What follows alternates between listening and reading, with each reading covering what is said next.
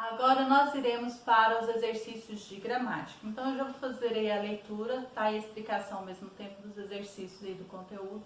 Nós vamos dar sequência, nós paramos na aula passada, na página 13, concluímos o exercício número 12 e agora nós vamos encerrar esses exercícios de recordação, né? De alguns exercícios que nos lembram a gramática no geral aí, certo? Então nós vamos encerrar, tá?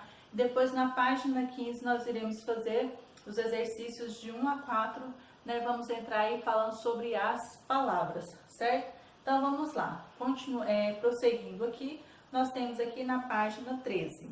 A ideia da morte, então nós vamos ler esse trechinho aqui, tá bom? Tá? Vamos começar lendo por esse trecho aqui, certo? Então vamos lá. A ideia da morte sempre preocupou o ser humano na cultura ocidental a partir do século XV. Ela foi representada como uma figura esquelética, vestida de uma capa preta com capuz, que carrega uma grande foice, usada para cortar as vidas, como quem corta cereais em uma plantação. Nas HQs de Maurício de Souza, no entanto, ela é um pouco mais divertida. Veja como ela é caracterizada a seguir. Dona Morte. Então, nós temos aqui a Dona Morte, é a morte, como o próprio nome diz. Sempre com seu capuz preto e uma foice na mão. A Dona Morte é um dos personagens mais importantes das histórias de Penadinho, do Penadinho. Ela é quem se encarrega de trazer os fantasminhas para o cemitério, persegue os que estão na sua lista de pessoas que devem passar desta vida para outra, mas, apesar da sua aparência um tanto assustadora, ela é sensível, muitas vezes poupa algumas pessoas do seu fim. A Dona Morte não tem idade definida, digamos que seja eterna, afinal ela existe desde o primeiro ser vivo surgiu no universo, cuidando para que a vida se renove sempre. Maurício de Souza, personagens. Então agora nós vamos ler a tirinha aí na página 14. Então lendo a tirinha. Dona Morte, parece que aquele machado ali é mais perigoso que a sua foice. Então nós temos aqui essa tirinha, né, de Maurício de Souza. Exercício número 13. Por que na tirinha Penadinho considera o machado do lenhador mais perigoso que a foice da Dona Morte? Então você vai dizer aí por que ele é mais perigoso. Exercício número 14. Releia o texto da tirinha e faça o que se pede. Dona Morte, parece que aquele machado ali é perigoso, mais perigoso que a sua foice. Letra A. Indique em que grau está o adjetivo perigoso. Então você vai indicar aí que grau, se você conseguir lembrar, recordar, se você pode estar pesquisando ou estar aguardando aí a correção para lembrar aí em que grau está o adjetivo perigoso. Letra B. Sublinhe o adjunto adnominal que acompanha o substantivo machado. Então você vai encontrar esse adjunto adnominal e vai sublinhar esse adjunto adnominal que acompanha o substantivo machado. Agora exercício número 15. Complete os predicados com sujeitos à sua escolha, tá? Então na correção dos exercícios deixarei lá para vocês algumas opções de resposta, tá? Se você escolheu outra e ficou com sentido, né, o texto continuou com sentido, você pode deixar aí, mas deve ter concordância aí, tá bom? Então nós temos aqui letra A, cortou as árvores, B, tiveram de fazer outros ninhos, C, ficaram sem abrigo, D, proibiu o corte indiscriminado de árvores, E, vamos ajudar a campanha de proteção das florestas. Então vocês irão completar com o sujeito e a escolha de vocês, tá bom? 16. Como na maioria das palavras de uma língua, os verbos são formados de partes ou unidades significativas.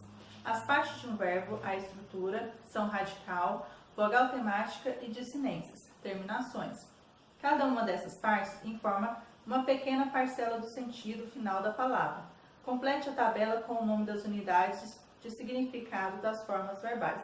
Então você vai completar aí qual que é radical, qual que é vogal temática e qual que é dissinência aí, tá bom?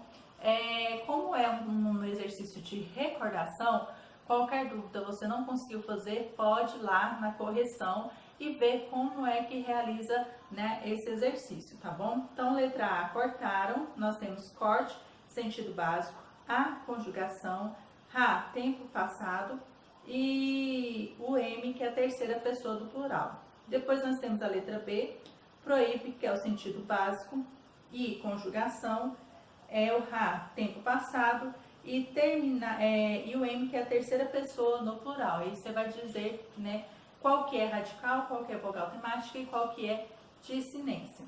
E agora o exercício número 17, que é o último dessa parte, encerrando aí esses exercícios de recordação.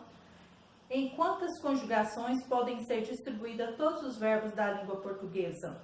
Quais são elas? Aponte a vogal temática que marca cada uma delas. Tá? Essas terminações, elas terminam em A, E, I, tá bom? São essas terminações que se referem aí a essa pergunta. Então, em quantas terminações, né, as conjugações verbais podem, né, ser conjugadas aí? E aí você vai apontar quais são essas vogais temáticas dessas conjugações aí, tá bom? Qualquer dúvida, como falei, aguarde a correção, tá bom? E agora nós vamos para a página 15, falar sobre as palavras. Nós vamos adentrar nesse novo conteúdo, só que nós já vamos fazer esses primeiros 4 exercícios e na próxima aula de gramática vamos, né, aprofundar aí falando sobre o restante, que é o léxico. Depois nós temos vocabulário, forma de significado, denotação e assim seguindo aí no sentido, né, das palavras, trabalhando aí, compreendendo melhor, certo? Então nós temos aqui, Maluquinho e Bocão festejam uma boa notícia, descubra como. Passei com nota 10, caramba, isso merece uma começão. Comemoração, você quer dizer? Não, é começão mesmo. Ziraldo, o menino maluquinho. Exercício 1. O menino maluquinho pensou que seu amigo Bocão tivesse confundido 2 palavras. Quais? Então, quais são essas 2 palavras que o Bocão confundiu aí? 2. Que sentido Bocão queria dar à palavra começão? Então, que sentido ele quis dar quando ele disse começão? 3.